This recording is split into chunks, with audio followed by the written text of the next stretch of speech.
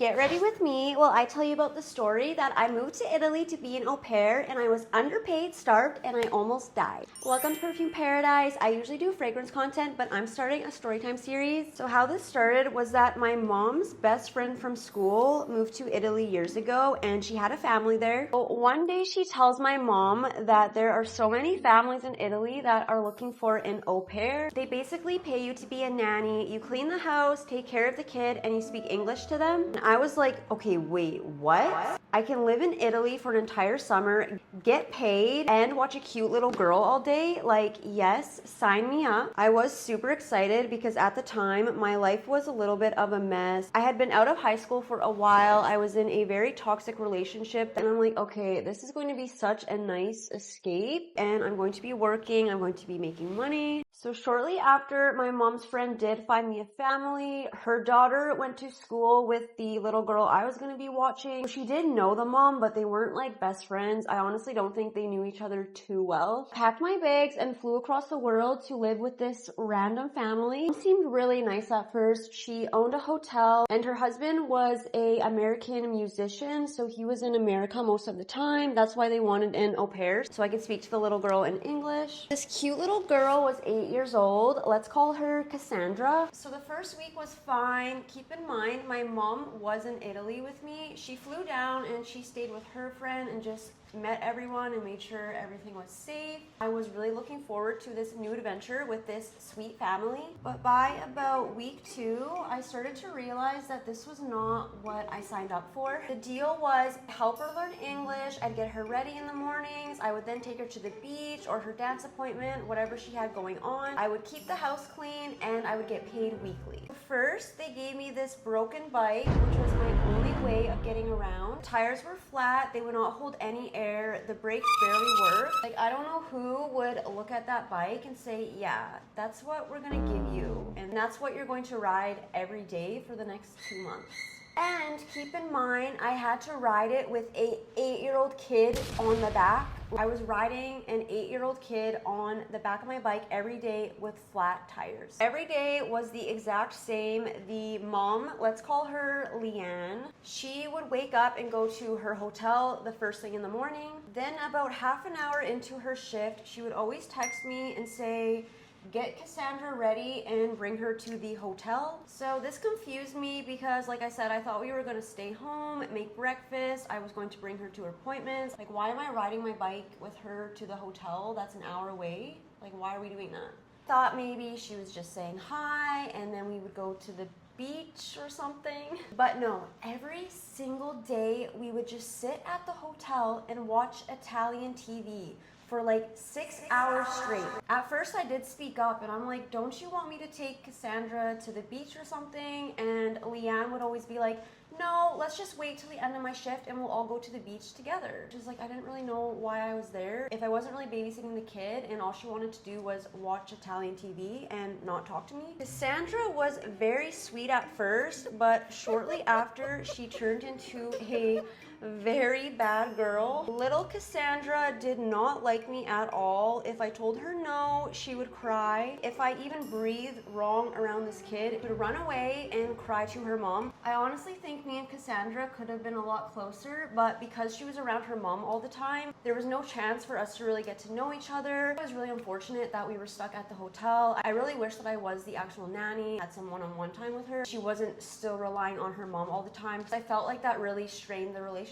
between me and Cassandra. This little girl told her mom so many lies about me and the mom would just believe it. She would tell the mom that I told her to go away, that I don't like her, that I don't want to hang out with her. I would never. And the mom would believe it. This is when I think the mom also started to hate me because she thought I was like not good at my job or maybe being mean to her daughter. I honestly have no idea. Here is where the real problem started. She would not even pay me. I was supposed to get paid weekly and I remember getting paid maybe around 2 times for 2 months. Every time I would bring it up, she would just say things like, oh, don't worry, I'm getting it for you.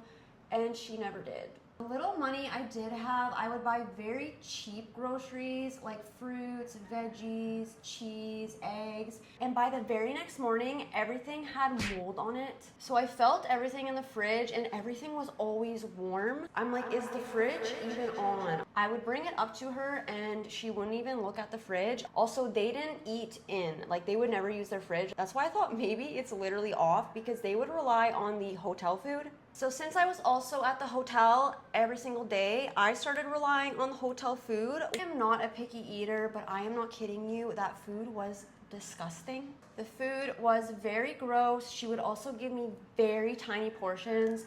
I actually remember at one point the chef did get fired because that's how bad the food was. I started feeling really hungry every day. I really didn't want to say anything because I do not like confrontation.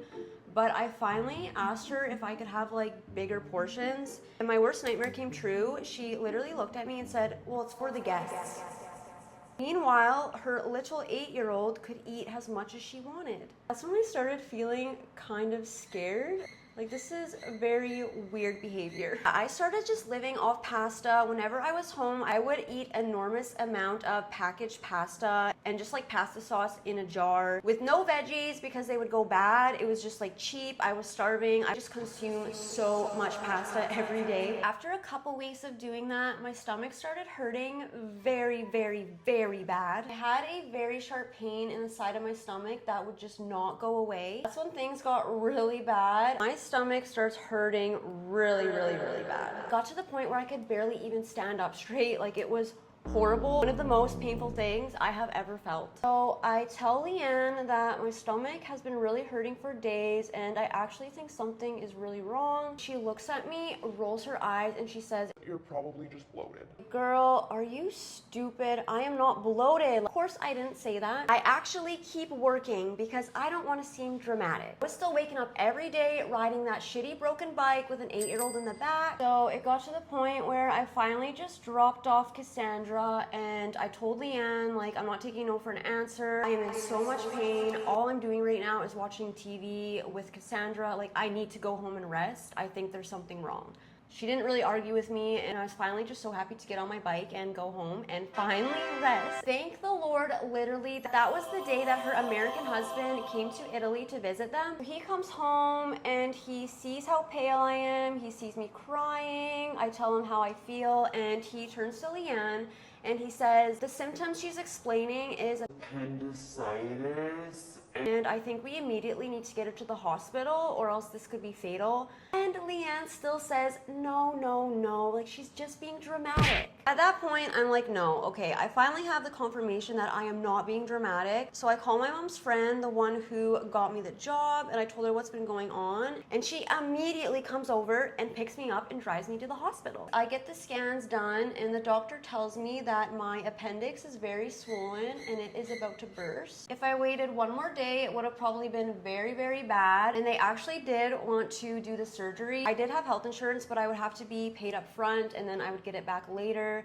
So they were like, you know what, we are not going to do the surgery. So they sent me home with a lot of medication. I was on a very strict diet and they told me to get a lot of rest. So I went and stayed with my mom's friend instead because I needed rest. And it's like, if that family thinks I'm faking appendicitis, like, girl, I'm not doing your laundry and I'm not watching your kid. After a week, I finally started feeling better. I thankfully didn't need the surgery. At this point though, it was almost the end of my time there, and honestly, I did not really care about this job anymore. I did not really care about this family. I was just pretty much done at that point. I ended up texting one of my best friends from home and I said, girl, I'm in Italy. My host mom hates me. I literally almost died. I think you should just come and hang out with me. And she actually did. And she ended up helping me watch Cassandra, and then we had planned to travel Italy the last week I was there. I was supposed to be working, but luckily Leanne let me go. I'm pretty sure that's just because she wanted me gone. One thing that really pissed me off though was when my friend was staying with the family